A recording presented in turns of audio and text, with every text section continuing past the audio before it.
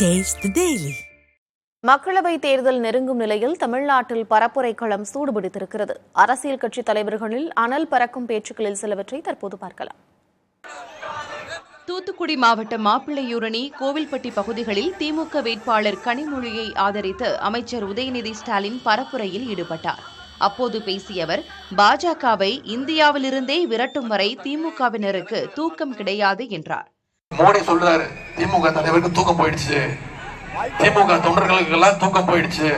ஆமா, தூக்கம் போயிடுச்சு. நாங்க உங்களை தோக்கடிச்சு உங்களை ஓட ஓட தமிழ்நாட்டை விட்டு விரட்டுற வரைக்கும் ஒரு திமுக காரன் கூட கண்டிப்பா தூங்க மாட்டோம். நாங்க 40க்கு 40 வெற்றி பெற வரைக்கும் நாங்க தூங்க போறது இல்ல. கோவையின் தேவைகள் எனும் விவாத நிகழ்ச்சியில் பங்கேற்று பேசிய பாஜக வேட்பாளர் அண்ணாமலை, கோவையில் அடுத்த 5 ஆண்டுகளில் வடமாநில தொழிலாளர்களில் 80 விழுக்காடு நபர்கள் குறைக்கப்படுவார்கள் என உறுதியளித்தார். நான் இன்னைக்கு எழுதி கொடுக்கிறேன் சார், எழுதி கொடுக்கிறேன் உங்களுக்கு. 5 years from now, the North Indian labor population at Coimbatore will drop down by 80%. I give it in writing to you today. Yeah? Yogi ji is just warming up. Yogi ji இப்பதான் warm ஆயிட்டு இருக்கார். Uttar Pradesh has just equal Tamil Nadu. நாம $460 million, UP is $460 million. கோவையில் அடுத்த 5 ஆண்டுகளில் வடமாநில தொழிலாளர்களில் 80 விழுக்காடு நபர்கள் குறைக்கப்படுவார்கள் என உறுதியளித்தார். நீலகிரி மாவட்டம் கூடலூரில் பழங்குடியின மக்கள் வசிக்கும் பகுதியில் பாஜக வேட்பாளர் எல் முருகன் வாக்கு சேகரித்தார். அப்போது பேசிய அவர், பழங்குடியின மக்களின் நலனுக்காக திராவிட கட்சிகள் எதுவும் செய்யவில்லை என குற்றஞ்சாட்டினார். திமுகவும் அதிமுகவும் ஆண்டார்கள், ஆனால் பழங்குடி மக்களுடைய வாழ்வில் இன்னும் முன்னேற்றம் இல்லை. அவர்களுடைய வாழ்வை முன்னேற்றுவதே நம்முடைய பாரதிய ஜனதா கட்சி. சேலம் ஆத்தூரில் கள்ளக்குறிச்சி தொகுதி பாமக வேட்பாளர் தேவதாசை ஆதரித்து அக்கட்சியின் தலைவர் அன்புமணி ராமதாஸ் பரப்புரையில் ஈடுபட்டார். அப்போது பேசிய அவர், 2026 சட்டமன்ற தேர்தலில் திமுக அதிமுக அல்லாத கூட்டணியே ஆட்சி அமைக்கும் என தெரிவித்தார். அடுத்த 2026 திமுக அதிமுக இல்லாத கூட்டணி ஆட்சியை அமைப்போம்.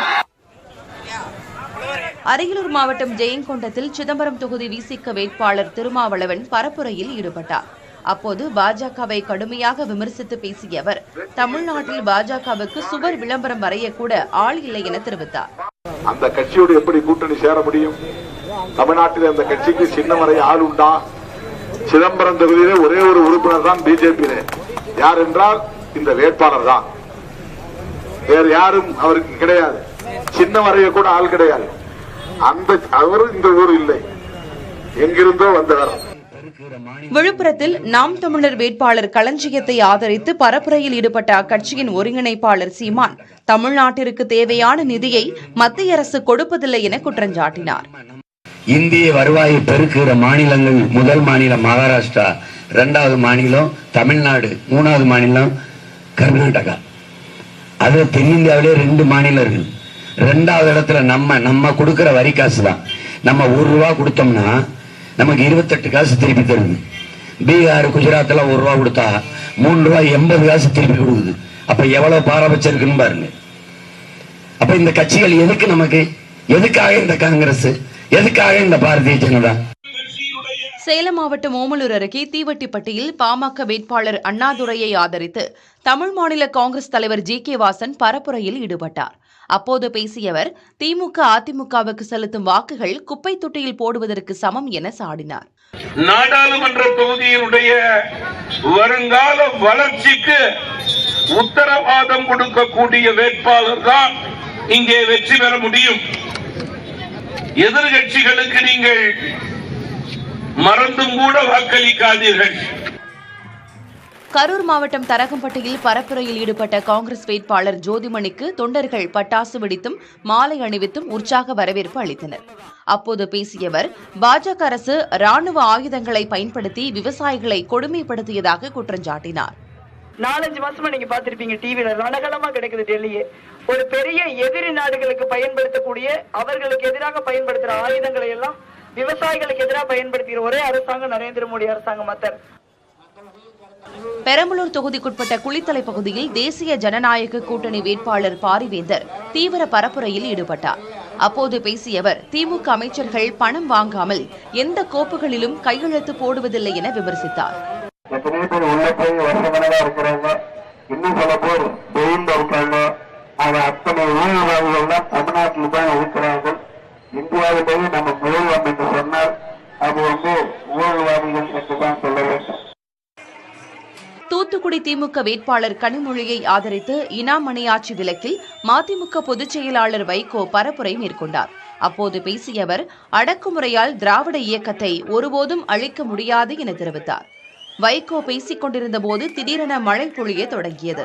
அப்போது குடைப்பிடிக்க வந்த ஒரு தொண்டரை கடிந்து கொண்ட வைகோ, மக்கள் மழையில் நனையும் போது தனக்கு மட்டும் குடைப்பிடிப்பது சரியில்லை என அறிவுறுத்தினார்.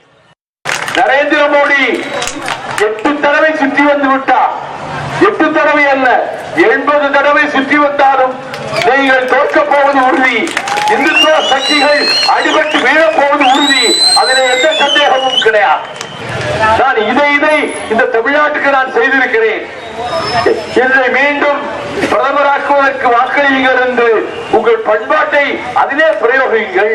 அதற்கு மாறாக ஒரு கட்சியை அழித்து விட்டுத்தான் வேலை என்று இதுவரை எந்த பிரதமரும் பேசியது கிடையாது.